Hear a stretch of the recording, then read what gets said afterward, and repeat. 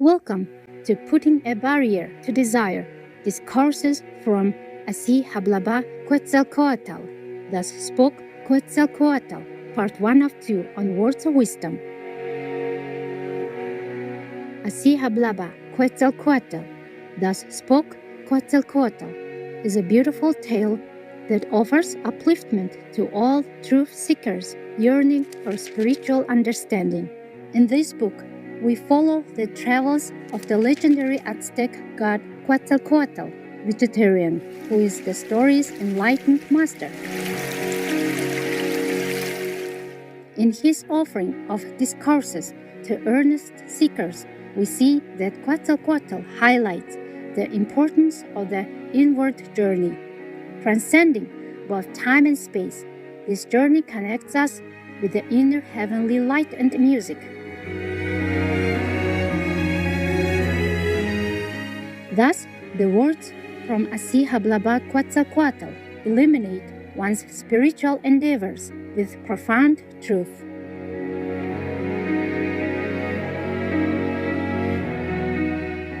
On today's show, we are honored to present selections from Así Hablaba Quetzalcóatl, Thus spoke Quetzalcoatl, which explores how our desires prevent us from finding true happiness. Quetzalcoatl's teachings suggest that true contentment arises not from fulfilling every desire, but from transcending them and recognizing that true happiness comes from within, rather than from the pursuit of external desires.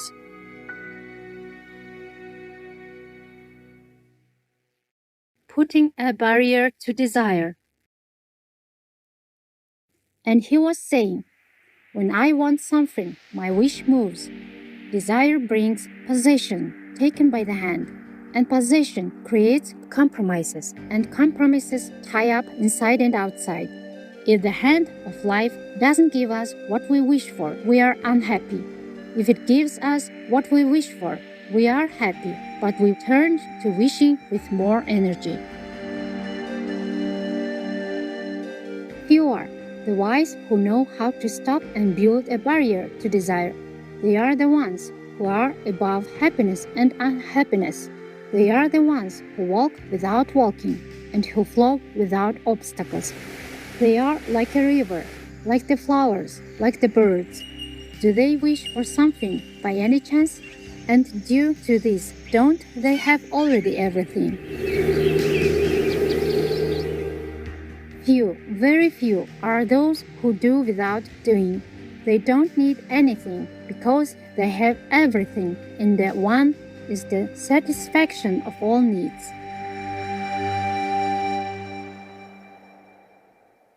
The other city. Brothers, lost in the night, who fill the air with your sighs and the silence of murmurs. When everyone is sleeping in Tula, the spirit of equity comes over it with its veil covering their hearts and wrapping everyone up with its threads. And many fly outside with the wings of thought towards the stars, and by transcending the roles of life and its masks, they elevate themselves, clean and fraternal, in the branches of the astral.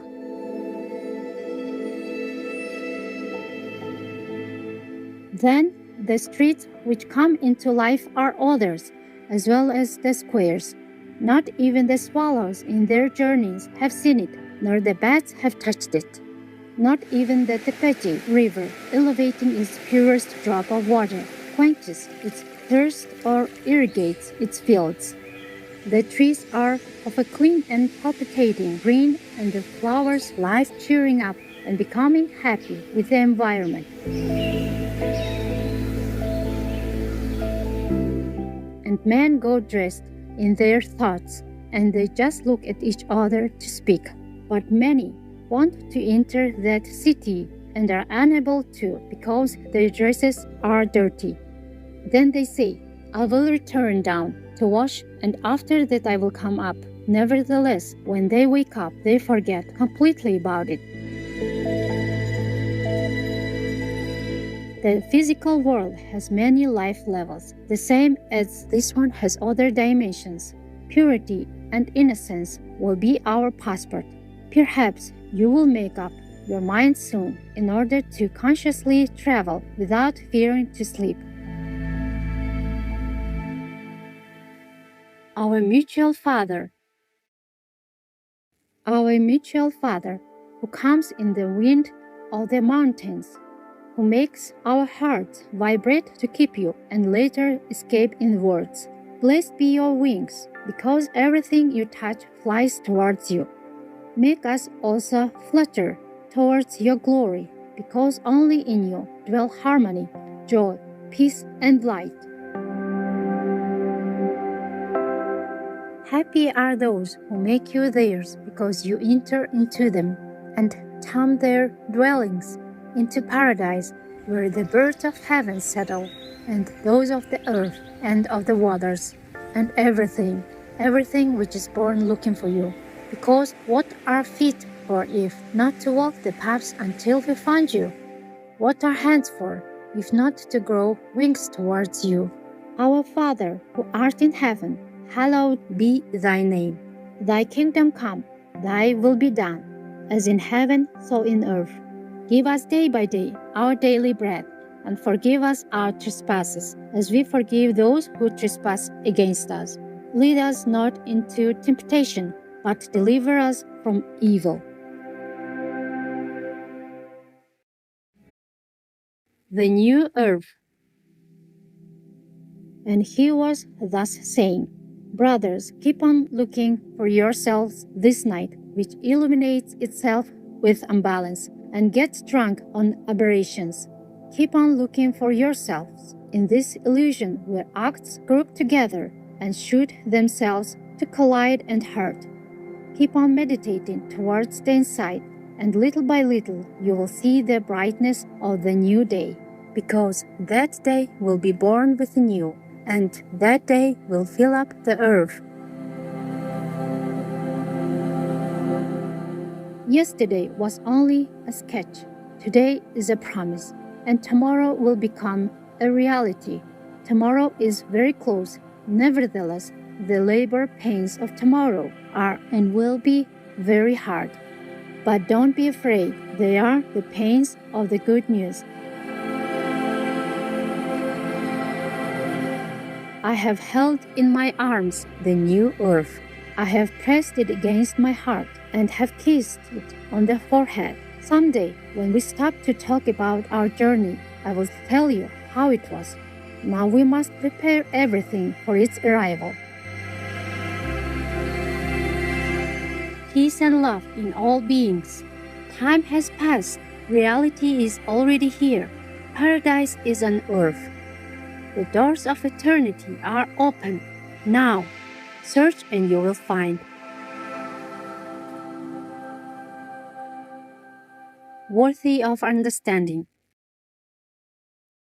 Worthy of understanding are the drunk, because without knowing it, they become glasses where some beings, tightly tied up to the desires of the senses, drink.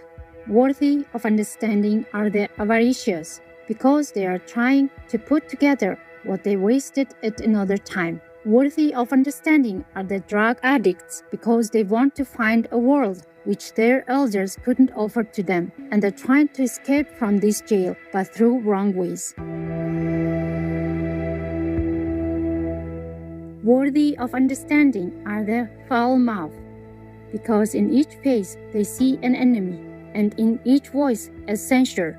Worthy of understanding are the envious, because they are never tranquil. Worthy of understanding are the fanatics, because they believe what they don't understand, and therefore follow the word blindly instead of following its spirit. Worthy of understanding are the selfish, because they live in the jail of their small self. Worthy of understanding are those who cling to materiality of this life, because they will die with it. Worthy of understanding are those unable to give, even if trying, because they are like trees which don't bear fruit. Worthy of understanding are those in transitory situations, God knows that one day all this will become better.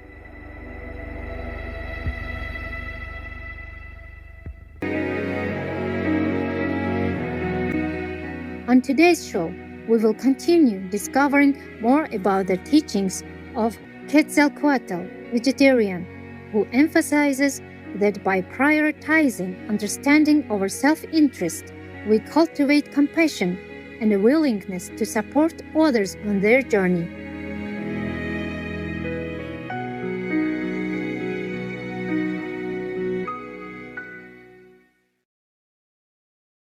Forget about yourself.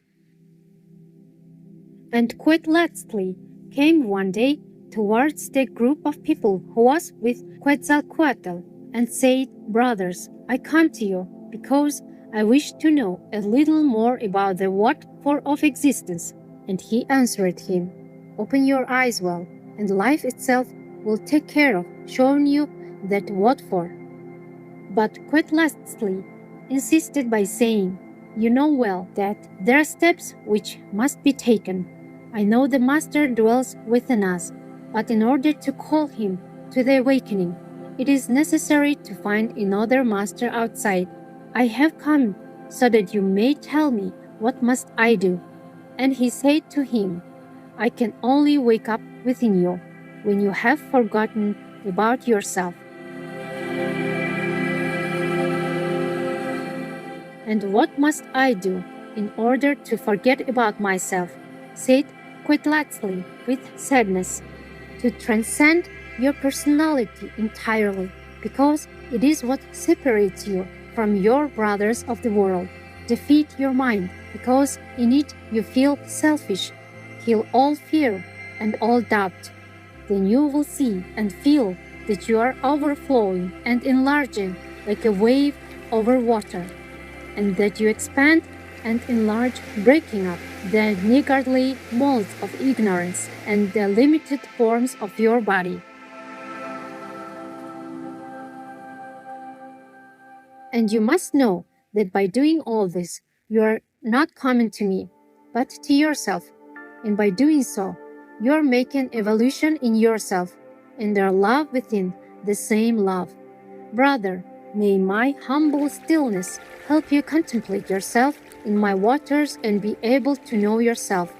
You know all that I have told you because your conscience is wise, even though sometimes it remains so asleep that it forgets the goals it fixed for itself."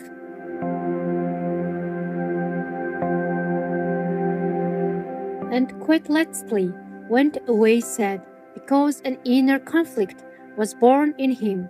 His true self was fighting against his personality. In the stillness of profound meditation, you will be able to observe, forgive, transform, know, love, forget, recognize, unify, and give yourself to yourself. Then you will have become awake.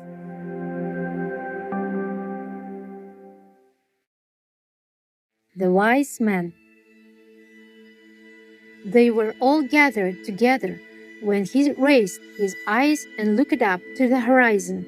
Tears came back to him, and his voice was trembling when he said, "Brothers, little birds, may the light of our mutual Creator be with you, and may the harmony of His hands fill with warmth your little hearts. May nature give you sustenance, so that you may be able to feed yourself out from here's body, which are the fields, and drink from here's blood, which is the water running through here's rivers and streams.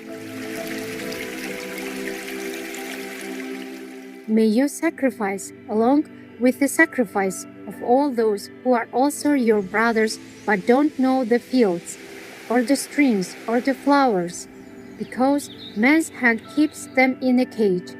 Help to awaken feelings in the heart of my brother, man, because it is in love towards nature and towards all that hears bears, where one starts to love oneself in here's essence.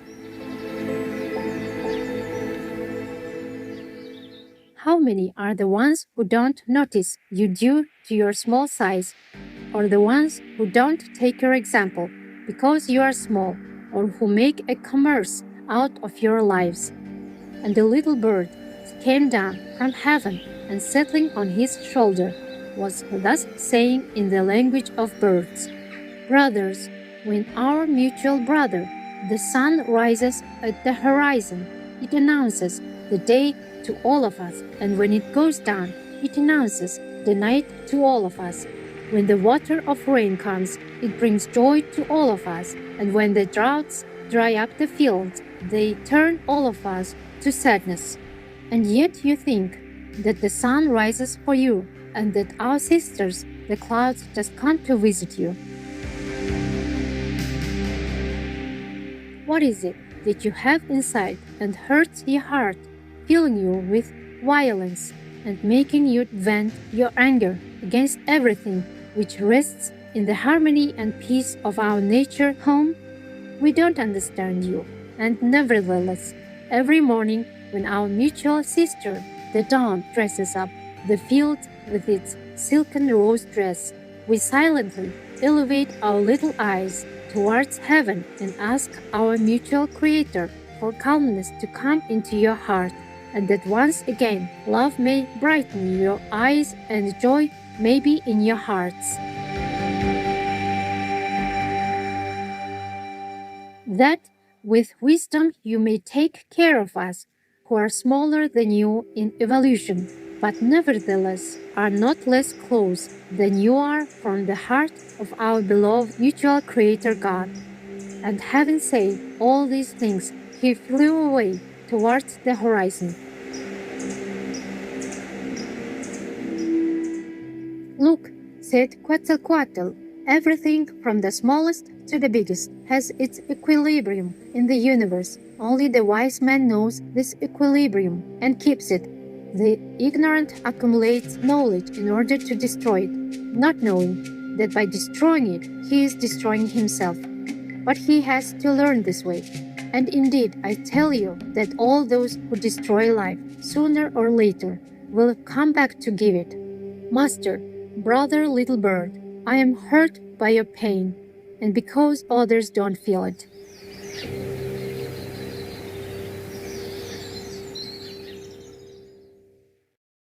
Vegan leader, no heart is pure.